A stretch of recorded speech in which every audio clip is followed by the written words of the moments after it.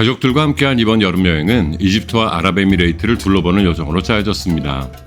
그중 오늘은 카이로에서 다녀본 곳들을 소개해볼까 합니다. 아침에 도착하여 바로 관광을 떠나봅니다. 날씨는 정말 더웠네요.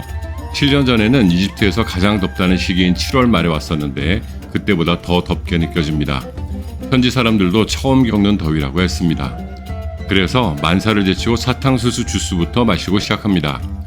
동남아 어디서든 팔긴 하지만 이집트의 사탕수수 주스는 특히나 맛있습니다. 가격도 한 잔에 한화 1,000원 남짓이니 다니면서 한 잔씩 드시면 갈증 해소도 되고 여러모로 좋을 듯합니다. 우리가 이집트 하면 꼭 떠올리는 거대 건축물이 있죠. 바로 오늘은 그 피라미드를 보러 갑니다. 물론 너무 뻔한 일정일 수 있겠죠. 사진이나 영상으로 수없이 접한 곳들이니까요. 그러나 사진과 영상으로 보는 것과 직접 체험하는 것은 다른 차원의 이야기입니다. 그리고 역사의 맥락은 이해하며 움직여야 하니 고대 이집트의 수도였던 멤피스로 먼저 이동합니다. 멤피스는 옛 이집트 제1차, 2차 왕국에 걸쳐서 수도였던 도시로 나일강과 델타 지방 사이의 교통과 무역의 중심지였다고 합니다. 멤피스는 9세대의 장지라고 알려져 있으며 수많은 신들이 숭배되는 성스러운 도시였습니다. 그러나 큰 홍수로 물에 잠기게 되었죠. 오늘 우리가 들른 이 멤피스 박물관은 그 유적을 보존하고 전시하는 곳입니다. 야외에는 다양한 유물들이 전시되어 있습니다. 초기 이집트의 다양한 조각과 기둥들이 보이고 초창기 형태의 스핑크스도 볼 수 있었습니다. 4,500년 전의 것이라고는 믿기지 않을 만큼 정교하게 조각된 유물들을 바라보는 심정은 묘합니다. 그리고 이집트 19왕조의 황금기를 이끈 인물이자 고대 이집트 자체를 상징하는 인물의 석상을 만나러 자리를 옮깁니다. 이 석상을 제대로 보기 위해 2층으로 올라갑니다. 무려 12m의 석상. 80톤의 무게를 가졌지만 이리도 정교하게 조각되어 있습니다. 3,000년 전의 것이라고는 믿어지지 않는 석상의 모습을 바라보며 문득 저 자신도 3,000년의 시공을 거슬러 올라가 봅니다. 3,000년 전의 이방인의 눈으로 이 석상을 바라봤다면 과연 어떤 생각을 하게 되었을까요? 현대의 기술로도 옮기는 것이 쉽지 않아 늪지만 벗어난 장소에 그대로 박물관을 지어버렸다는데 말이죠. 그리고 이 람세스 2세는 66년간 이집트를 통치했었기 때문에 우리가 여행하려는 모든 지역에서 그 흔적을 발견할 수 있습니다. 거대 석상과 아름다운 조각상들을 감상한 우리는 초기 피라미드의 형태를 감상하기 위해 사카라로 이동합니다. 이미 알고 계시겠지만 이집트인들에게 강의 서쪽은 죽은 자들의 세상이고 동쪽은 산자의 세상입니다. 우리는 이제 서쪽으로 향합니다. 이집트 여행 중 이것을 생각해 두시면 강을 오가는 일이 어떤 의미를 가지고 있는지 미리 짐작하실 수 있게 될 것입니다. 사카라는 이집트의 수도인 멤피스 근처에 위치한 고대 도시로 옛 왕조 시대의 왕들을 묻은 묘지로 유명합니다. 사카라에 있는 주목할 만한 건축물에는 단층 묘지인 조세르 왕의 피라미드가 있습니다. 이 피라미드는 세계에서 가장 오래된 돌조각 구조물 중 하나로 기원전 27세기, 지금으로부터 4,700년 전에 건설되었습니다. 이 피라미드를 만나러 올라가는 길에 유물 발굴 작업이 진행되고 있었습니다. 최근에 발견된 것이라고 하네요. 가이드인 카림이 땅만 파면 유물이 나와서 도시개발이 어렵다는 농담을 합니다. 우리에겐 너무나 부러운 일이기만 하네요. 신전의 회랑을 거쳐 조세르의 피라미드로 향합니다. 이 피라미드는 우리에게 영화 미이라 때문에 익숙해진 이름의 임호텝이라는 인물에 의해 건설되었습니다. 굉장히 다양한 방면에 천재적인 재능을 보인 사람이었다고 하네요. 영화와는 정반대의 이미지죠.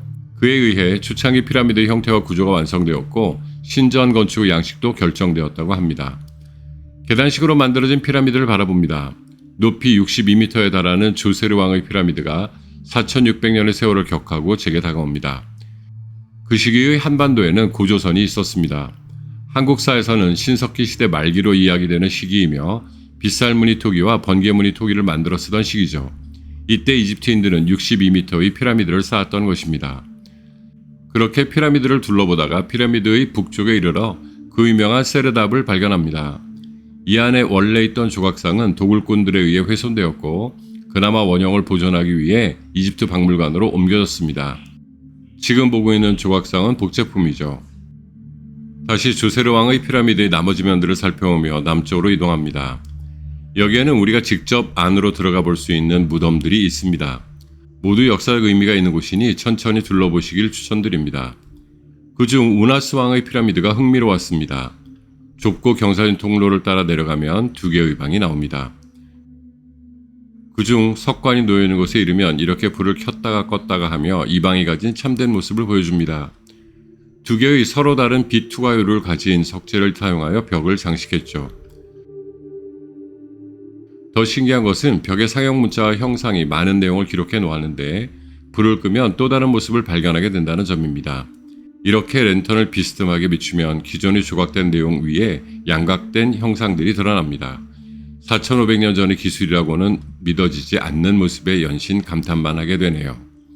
이렇게 초기 피라미드와 무덤의 형태에 대한 공부를 마친 우리는 마침내 쿠프왕의 대피라미드와 스핑크스를 보기 위해 기자로 이동합니다. 다시 봐도 감동스러운 건축물입니다. 사진과 영상으로 보는 것과 실제로 접하는 것의 차이를 온몸으로 깨닫게 해주는 감동의 상징이죠. 7년 만에 다시 보는데도 소름이 돋을 정도네요. 원래 피라미드는 이런 모습이 아니었다고 합니다. 원래는 흰색에 가까운 석재로 매끄럽게 마감을 했었다고 하네요. 다만 지진과 모래폭풍 등의 자연재해와 인간의 수탈에 의해 현재의 모습으로 바뀐 것이라고 합니다. 피라미드의 기단을 살펴보면 그 흔적이 여전히 남아 있습니다. 그리고 미처 사람의 손이 닿지 않은 꼭대기 부분에도 그 모습은 남아있죠. 앞에서도 언급했지만 우리가 빗살무늬 톡이 만들고 있을 때 이들은 높이 146m에 무게로만 치면 600만 톤에 달하는 암석 230만 개를 이용하여 이 피라미드를 완성한 것입니다. 게다가 최근의 연구에 의하면 이 피라미드는 노예 노동에 의해 만들어진 것이 아니라 홍수에 의해 일자리를 잃은 이집트 시민들에게 정당한 노역의 대가를 지불하며 만들어진 것이라고 하니 더욱 감동스럽게 느껴집니다. 그러나 연구의 결과와는 별개로 이런 건축물을 4,500년 전에 인류가 만들었다고는 도저히 믿어지지가 않습니다. 저는 피라미드 외계인 건설론에 손을 들어주고 싶네요. 우리는 세계의 피라미드를 더 잘 볼 수 있는 위치로 이동하여 또 한참을 감동에 젖어 바라봤습니다. 그리고는 스핑크스를 보고 식사를 하러 갔죠. 오랜 비행의 피로감이 있었지만 모두들 오늘의 흥분을 감추지 못했습니다. 식사를 하면서도 우리의 주제는 온통 멤피스와 사카라 그리고 기자에 대한 이야기뿐이었습니다. 그 과정에 저는 문득 칸트의 이야기를 떠올려 봅니다. 어린 시절 그에 져서 판단력 비판이란 책을 읽었었습니다. 알고 읽은 것은 아니고 지적 허영심이 읽게 한 것 같은 그 책에는 숭고미를 정의한 부분이 있었죠. 거의 40년 전에 읽은 내용이라 온전한 기억인지는 모르겠지만 칸트는 그 책에서 숭고미를 거대한 자연의 대상 앞에서 인간이 자신의 상상력을 아득히 뛰어넘는 대상을 맞대했을 때 인간이 스스로 한없이 왜소해짐을 깨달으며 느껴지는 미감이라고 했던 것 같습니다. 즉 그것은 지금 제 앞의 피라미드처럼 인간 상상력의 범위를 아득히 초월하는 무엇인가가 덮치듯이 주체에게 다가와 넋을 잃고 그것을 수동적으로 받아들이게 된 바로 그 상태를 의미하는 것이겠죠. 저는 책을 읽은 지 40년 만에 칸트의 숭고미가 어떤 의미인지를 피라미드를 통해 깨닫게 되었습니다. 최은생이었습니다.